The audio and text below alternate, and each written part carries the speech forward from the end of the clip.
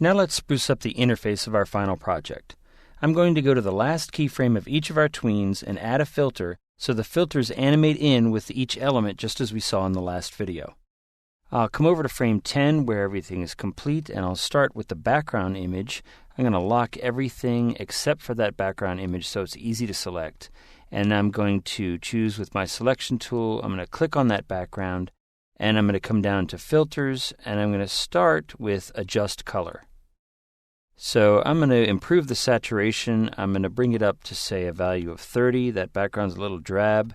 Now that makes it a lot more colorful.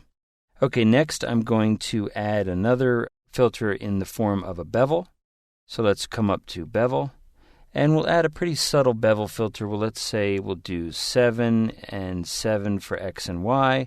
Let's give it a strength of, say, real light 10 or maybe 12%.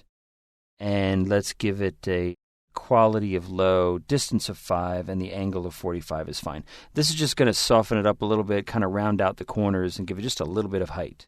Okay, and then finally we're going to add a drop shadow, and we're going to use the technique we talked about earlier, which is to leave the drop shadow using a blur of at least 10 usually, and then give a distance of 0.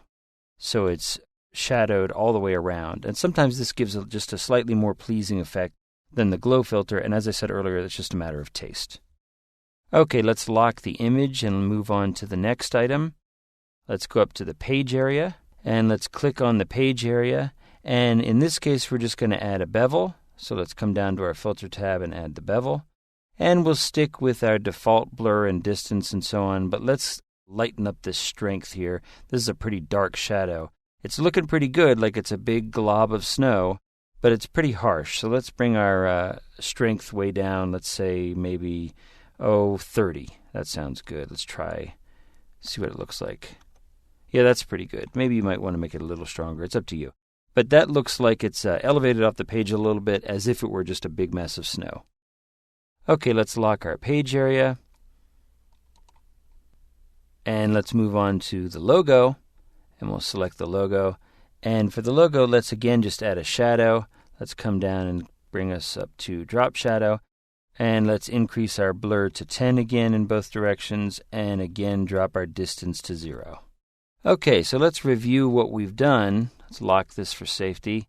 And in the early stages, everything is faded to alpha of 0, so we're not going to see much. But as we focus on the logo a little bit, we can perhaps see the filters come in.